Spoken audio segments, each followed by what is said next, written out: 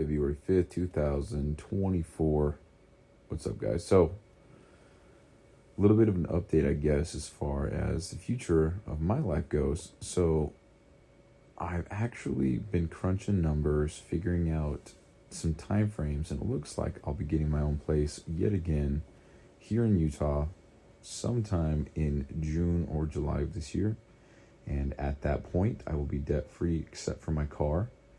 And I will have another raise at work. I actually just got one today, so it's very exciting shit. And then in 6 months from there, I'll have 2 more raises, and that will put me at what I am expecting to be closer to $31 an hour, which is cool. And that's not including FedEx, because FedEx is crazy. It's a lot more per hour, but it's a lot less hours of work, depending on how hard you bust your ass. So pretty stoked about that. It's very relieving thinking that, I finally made it to this point where I'm going to have my own place again, but I'm going to have my own place again and have family and friends nearby. Because when I got my own place in Arizona for the very first time ever in my life, there's nobody to celebrate that with. There's nobody to share that experience with. Only thing I could do was FaceTime people, and it was a little bit different. I remember having a lot of sad nights at that place because I was just alone. And I brought that on myself. I'm not complaining, but it was tough. Learned a lot, but anyway. And I moved to Arizona, or then I moved to Colorado, got my own place again, and it was the nicest place I've ever had for myself. And again, nobody to share it with, especially nobody to share it with. And it was tough, but it was my second time doing it, so it was a little bit easier, I guess. And now, I'm living with my uncle and my aunt. It's all good. Now I'm moving to a new place, hopefully in the same area, just because I like the area that I currently live. I feel like it's pretty safe, and I actually deliver over here with FedEx, so pretty sweet area.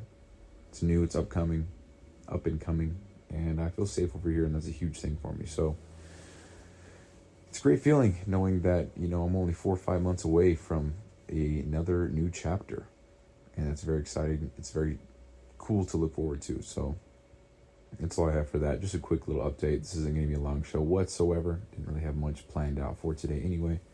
But today was day 8 of phase 2. And today was actually fairly easy. I'm laying in bed actually right now. Full transparency, totally forgot to record a show. I went to put my phone away and hit the hay here. But I double-checked Live Hard, or the 75 Hard app, to make sure that all my tasks were done.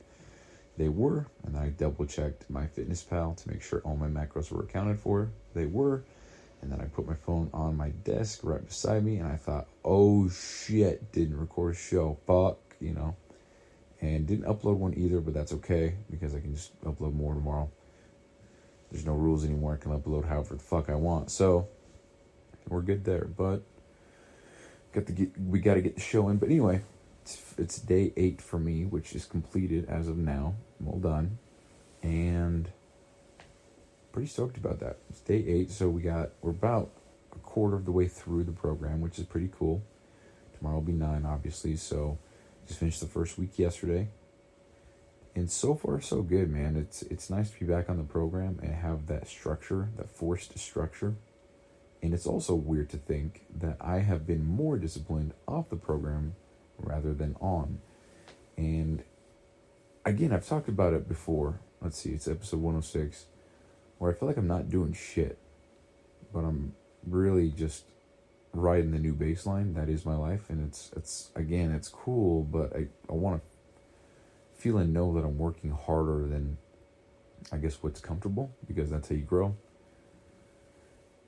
And I don't feel like I've been doing that. I mean, even yesterday, I wrote in the podcast note for 108 that I will wake up tomorrow morning and do my outdoor workout in an ice bath, and I didn't do it again this morning, so I lied to myself like a 3rd or 4th time in a row. And that's weighing on me. I feel like a piece of shit because of it.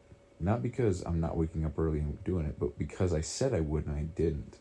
That's what's getting me. And then I guess I'm going back and forth mentally of, I don't have to wake up early to be the most disciplined motherfucker. I don't have to wake up early to have the most success. I don't have to do anything to be anything. It's just a matter of getting the reps in, staying disciplined on what I am doing, and executing to the best of my ability with the things that need to get done per day. And I'm doing that. I'm just doing them later. And I don't think there's anything wrong with that. But the fact that I said that I would do something and I didn't do it, that's what's weighing on me. And I think there's a lot of highly successful people out there that don't really even wake up until 8 or 9 a.m. I believe Andy's one of them. I think he says he doesn't wake up before 8 a.m. ever. And obviously that's a little bit different. I have to wake up because that's what my job requires. I have to be there at 5. So a little bit different, but it is what it is. So that's been weighing on me, the fact that I lied to myself. But what has been cool is I've been getting all my shit done after work. And it's nice. I just wake up, go to work, and I enjoy my job. So I come home, or I go from the gym to... I go from work to the gym, go from the gym to my house. And then from here, that's when I get my reading done. That's when I try to do extra shit that I haven't been doing lately, which is embarrassing to say. But I'm documenting everything. I'm not trying to be perfect. And then, matter of fact, I think it is better when I am flawed here, because if everything was perfect, it might discourage the person listening from executing, because they think I have this perfect life and I'm doing everything right, and it's just so easy for me. It's absolutely not, and sometimes it sucks so bad that I get in my head so much so I just want to quit everything, and I try to figure out ways to withdraw from all this. But I've kind of made it public here, obviously, that I got the podcast, and it's rolling. And we've got 109 episodes as of finishing this recording. And so my shit's out there. People know about it. And even if I were to delete everything, not a lot would happen, But I don't want to do that. I've committed to it. And it's something that I think will be incredibly valuable looking back in even a year. And then 3 years. And then 7 years. And then 13, 23, 31, So I'm very excited about that. But that's going to be the show, guys. I don't have really much else to share.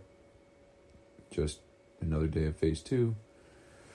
Trying to figure out my next steps in real life. So should be 27 years old when I get my own place again.